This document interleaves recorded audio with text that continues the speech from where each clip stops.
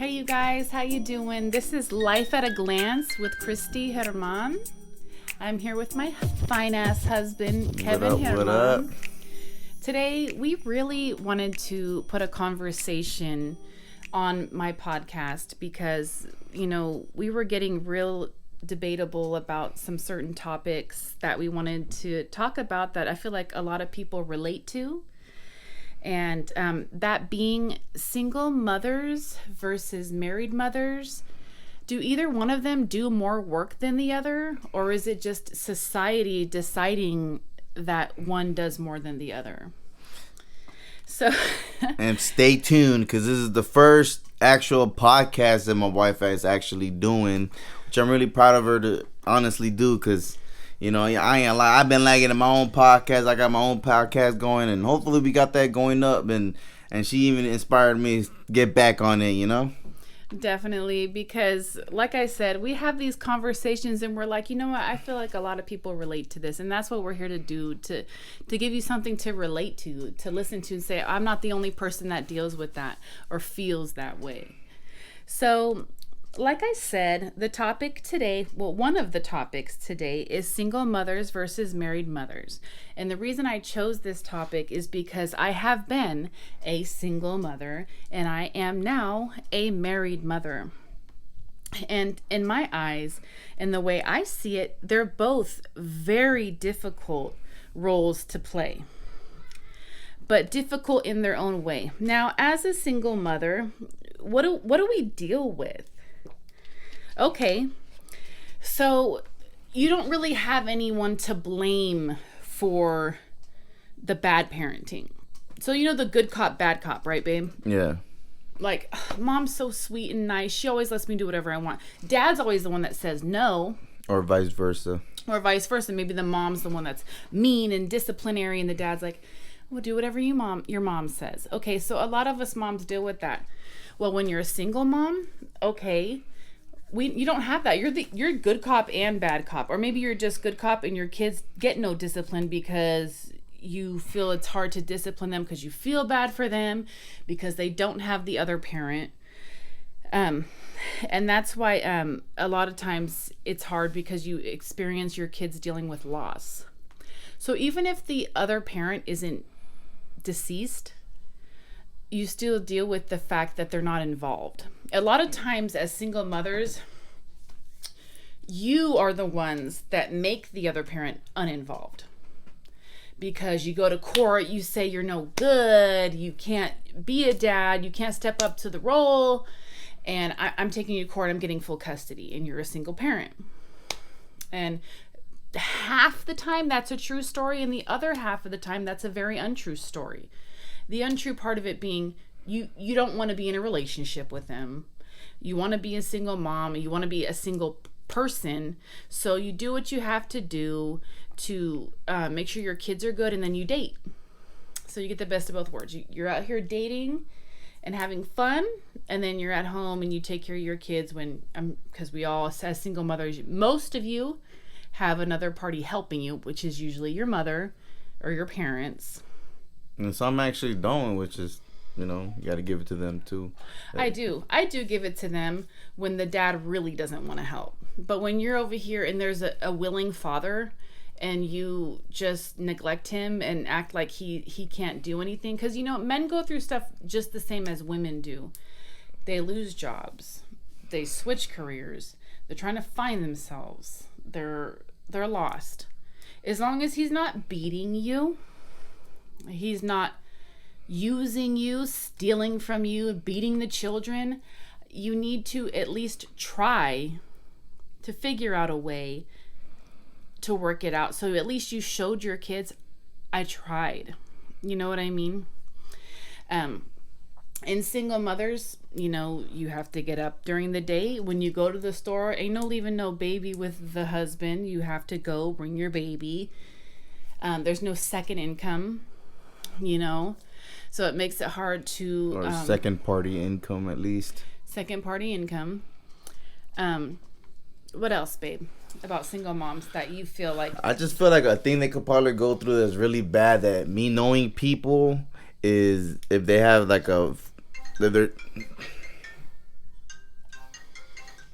if they're like you know, not together, sometimes the man could be really messed up with them and like make the life of living hell, which sucks for a lot of people, because I know a lot of people go through that. You know what I mean? Like, I know even like, and I'm not, obviously I never had another baby mama, but like I've seen from friends, family members, where they're like, oh my God, such and such didn't let me see the kid because of this and that, and blah blah blah. And that's the only thing I feel like sometimes a single mom, it could be a dad too, it could be a single dad, not just a single mom, where they could go through some messed up things of the other parent, pretty much. You know what I mean? Right. So say the dad or the mom is on some, I want to grow, I want to be responsible, I want to, you know, I want to have goals. And the other parent's on some, I want to party, I want drama, I want, you know, sleep around and do all this fun stuff. Now that's very, very hard. Mm-hmm. Because you're over here trying to say, I want to give you the opportunity to be in my child's life, but you don't take responsibility seriously at all. Yeah. Now, that brings me to my next point of being a married mother. You can go through that as a married woman also. Yeah. Being someone who is in a relationship with someone who's not on the same page as you. It just varies pretty much on the relationship. It does. I've, like I told you guys before, I have done the single mom thing for quite a few years. And I've been married for technically 1 year, with my spouse for 4 years though. And when Kevin came into my life as a single mom, I feel like some things became easier. Now, before him, I could wake up in the morning, the food that was in the fridge would still be there. If there was a mess, it was my mess, not someone else's mess. You know, I could leave and go when I wanted to. I didn't have to worry about someone else's feelings. I could have all the credit for all the good things I did. But now, you know, I'm married. And the one thing that I do think for us is hard is like we both want a lot of credit for the good things we do. And sometimes it goes unnoticed by your children. You know, they'll be like, well, like for example, like the girls at this point in their age have Kevin, their dad's back more than mine. Now, why is that? Well, I feel like I do more than him, but I feel like he communicates with them better than me. I'm sorry. And so that's something I had to get used to. Like, someone else could get some of the glory over me. And I think a lot of single moms become single moms because they want all the glory. And married moms have to share their glory. And so that's one struggle I feel for married moms. You know, I feel like the struggles that married moms, like, it almost goes back to what I was saying too, but in the married mom's perspective, we kind of mentioned it earlier too, where like sometimes it varies on the relationship. It really does vary, but when it comes to like the bad situations, like what if the guy is like cheating, or what the guy doesn't work and he's not doing absolutely nothing, so it makes it double the work for the married mom, pretty much. You know what I mean? It goes and it goes vice versa. Right. So when you're single, you don't have to worry about anybody cheating. You don't have to worry about anyone or having to take care of some pretty much dead weight. Right. Pretty much, you know? Because sometimes, in some situations, the man isn't working and he's a cheater and he's on crack cocaine.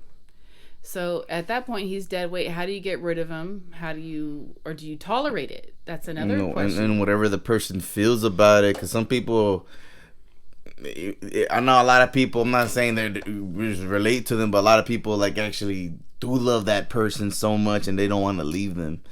You know, and then that's what makes it difficult for them. And a lot of people outside the relationship sees it dumb. And I mean, I don't blame them in a certain perspective, in a certain way, but like, yeah, like that's what makes it difficult too. Like, there's a lot of emotional and mental health they could go through. Absolutely. You know? And so, you know, always I think as our instinct as women is to say, hey, he's struggling, I need to at least try to help him. But when they don't want the help, or they don't take the help, and they don't want to change, then that's a whole point of, well, what do I do from here? Exactly. And that's very hard for a married woman. You know, single moms, I want to say the absolute hardest thing is not having a fallback person. You know, I just recently lost my mother, and being someone who's not very good with dealing with loss, me in my past, because I tend to go through an emotional roller coaster with death.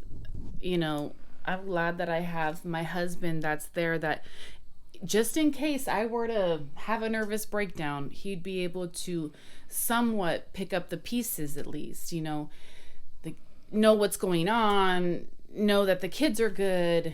Hey, they went to school today. Let's just say if I was out for like a cool month, you know, I'm in my bed. He could be able to at least go to work, make sure the kids went to school, and that's a good thing, you know. And that's true, cause like growing up, bro, I had like a stepdad growing up, and I feel like he really wasn't there, but he was there. So I feel like my mom was like almost a single mom, you could almost say, which, because at the end of the day, what I meant about that, like, he didn't care about like paying the rent, he didn't care about like making sure we were okay, you know. It was just their relationship. So that's why I kind of took it like a single mom, yeah, you know, like. And then I noticed it was hard, you know, like they're doing. My mom was struggling, taking care of all these kids. It was just four of us, you know what I mean? And so it made it very difficult for her to actually try to do all that. So me, like, as I see, like, you know, like it could get really difficult for a single mom like that. Like, if you don't have nobody to fall back, like, it just goes all bad for you. Like, you're really gonna struggle. You hope, but you know, I know there's gonna be people that goes like to homeless shelters, and that's really tough on the kids themselves too. You know, not just the mom. Because end of the day, even as a parent myself, I'd rather go through all the mess than my kids. You know. Absolutely, and I agree with that too. And the other thing that I wanted to talk about, switching it a little bit, is being married, and sometimes you go through lack of intimacy.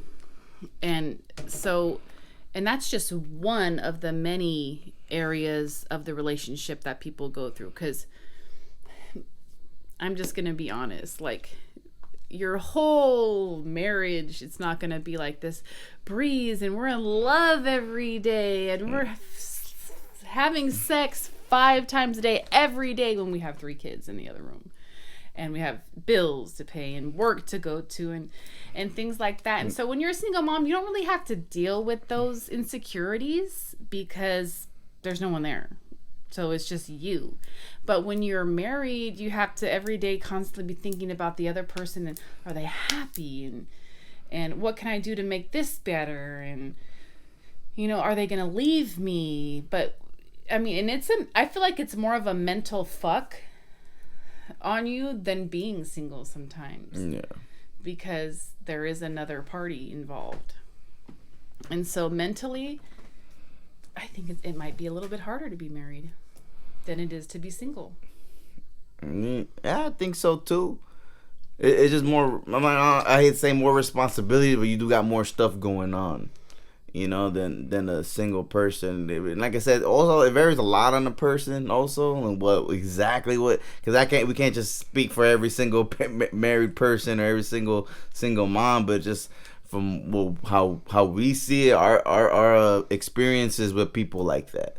You know what I mean? Because I met a lot of people that single parents that will also be like, oh, I don't need a man and blah blah blah, and they really just want to be a single mom just to be a single mom, and then they whine about, you know, all this like, you know, responsibilities or all this stuff they're going through just because they're too in their head thinking they're just so independent. Right, they're too stubborn, or too scared. A lot of times these women, they come off strong and independent, but in a way they're kind of weak because they're fearful of being with a real man.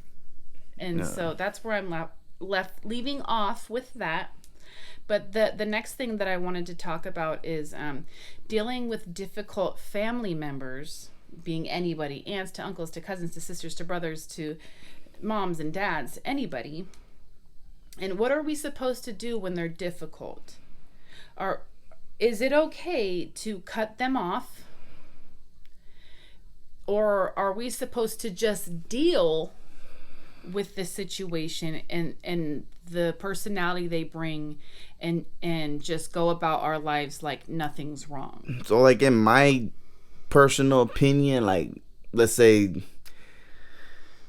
if I was going through that type of stuff, like the only person I probably wouldn't cut off is just my parents, like my mom and my dad, unless they did something super beyond messed up. That's a whole different story. But if it's just like just because they're being mean, I probably won't visit as much. But I feel like I cannot cut them off completely. You know what I mean? Maybe some of my brothers will be the same way, but other than that, that's it. Everybody else, they could get cut. You know, that's the way I kind of feel personally. It's funny because I feel that way too, but I never asked myself why I feel that way. But I think it's because I know those people have done so many things for me, and vice versa. I've been there so much for them, and I know that the genuineness of those people that genuinely love me. But even for some people, their moms have been vicious to them, and so in those certain situations, yes, you can, in my opinion, cut them off. If they beat you your whole life, like beat you and verbally abused you your whole life, no, I don't think that it's your job as a person to constantly keep them in your life. I agree. As I'm saying, it varies on what they did. They did the like super messed up things, and I just cut them off, But like in my example, I wouldn't cut off my parents just for something, or my brothers. Like I said, if it was my brothers and all that, I probably won't speak to them as much or go visit as much type stuff. But other than that, like everybody else could get cut. Like I just feel like it's kind of messed up. It almost comes out like haterish when people try to like talk all this mess about your partner and stuff like that. And I don't understand how people even hate. Just let people be. I don't care what people do with their lives as long as they're not hurting children or is affecting my life, and it's all good. So the main thing, I agree with you, babe, that I would say is the main thing you should remember in your head is don't let somebody else's behavior change who you are as a person. Yeah. Like just because they feel some type of way and treat you some type of way, always remain calm, collective, and remember that you are a good person. But make sure you know where they're coming from. And a lot of times, if you are succeeding in life, it is, like Kevin said, haterism.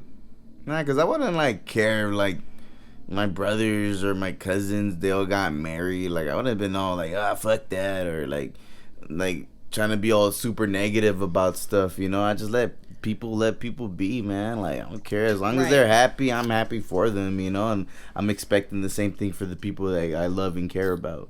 As long as they accept me and I accept them, it's all good, man. I'm not out there to hurt people. I just want to be happy, and I guarantee they want to be happy themselves. You know what I mean? I agree with you, babe.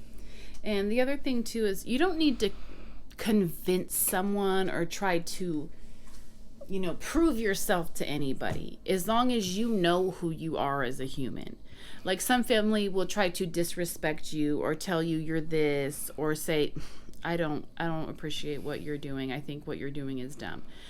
I think instead of trying to convince them, just keep doing what you're doing. Again, like you said, babe, if it makes you happy, if you're succeeding in what you're doing, real family, the ones that truly are down for you, will be happy for you. And the other thing that I wanted to say is that it's okay to not be with your family 24/7. I know that me and you both, babe, have had family members that try to act like if we're not there 24/7, we don't love them. And that's so not true, because life is very busy. Sometimes we're just caught up with life. It's almost the same thing with my friends. There's some friends I don't speak to sometimes, but when we do hang out, it's like we always hang down, always talk. So sometimes it's just life happens. So just, especially when we're getting older, we're not, the crazy part, when I felt like I was a teenager not that long ago. I'm almost 30 years old already, and time's going by fast. Next thing you know, we're 40, next time we're 50. We're not going to be hanging out like we used to back in the day. It was back in the day, And we might have drink a beer here and there and stuff like that, but I feel like you said right now, life just happens, and we just do what we got to do. We got kids to take care of. We got work to do. We busy on little side hustles that we try doing ourselves, and we're caught up with life. And I feel like there's nothing wrong. If I had a friend that I know we won't have no grudge against, or we're not in bad terms, and we're cool as hell, like I'd rather have him be busy and be successful, and instead of just trying to like, no, you gotta hang out with me 24/7. Like sometimes like that, like. It's cool to hang out with people, but sometimes you want to hang out with every single day. I mean, the way you want to have a life too, man. Like, you got your family to take care of. You got stuff to do, pretty much. You do, and I feel like truly real friends will understand that. Yeah. They do. Kevin's a perfect example. He has a really good friends, and a few, not a lot, but the really good ones understand him and know where he's coming from, and just genuinely want him to be happy, because that's how you feel too, babe, right? Yeah. And that's a blessing if you have those people or some family. But sometimes a stranger you met 2 months ago will be more loyal and respectful to you than your family you've been with for 35 years. Blood doesn't make someone loyal or more important in your life. I agree. Because like I said, you could meet someone tomorrow that's there for you more than anyone's ever been.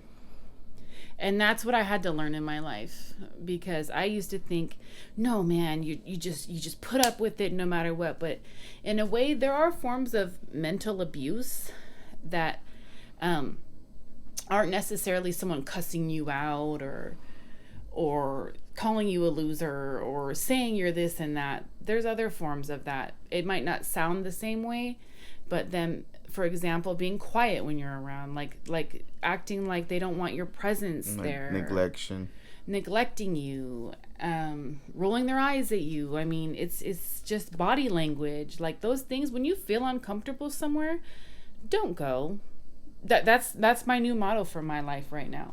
Don't go. Over. I feel that way too. I feel like in spots I don't like being, I'd rather just leave. I don't care if I travel 2-3 hours. I'm out, man. I'm gonna drop off the dish. Here's some food. Here's a card, and I'm leaving. I want you to know I still care for you, care for your well-being, but I don't want to hang out. And that's why there's that quote that I love where it tells you to go where you're celebrated, not tolerated, which means go to places where you walk in the room and they say, "Hey, Kevin. Hey, Christy, how you guys doing? Oh my God, it's so good to see you. I'm glad you're doing great." Instead of walking in a room where they go, hey, and you don't even know what you did. Like, what did I do? It'll be different if you did something, but right. if you didn't, what the fuck did I do to you? If you didn't do nothing, just like, damn, man, you gotta be all grumpy. And not even the one time. I mean, one time maybe we let it slide and they're cool the next time, but they're doing it over and over. And you start feeling you ain't feel like going no more. And then the worst part, they still try to like invite you more. And like, dude, I ain't want to be there. Right. So you're inviting me, and I come and I hang out. I try to strike up a conversation with you that I'm excited about, and there's no conversation back. Or if I say hello, and there's no hello back, and it just becomes very uncomfortable. In the age that I am now, I don't put up with it anymore. I put up with my husband, we live together, but I don't have to put up with anyone else's crap. I put up with my children because those are my babies, but I don't have to put up with anyone else's crap. To me, everyone else besides Kevin, Jay, Danica, Madison is just extended family. It is. To me, and those people I do love, but if like I said, they're coming off to me like some type of sideways or messed up way, I'm not gonna go out of my way anymore to say, what's the problem, is everything okay? I don't think that anyone should have to do that. Yeah.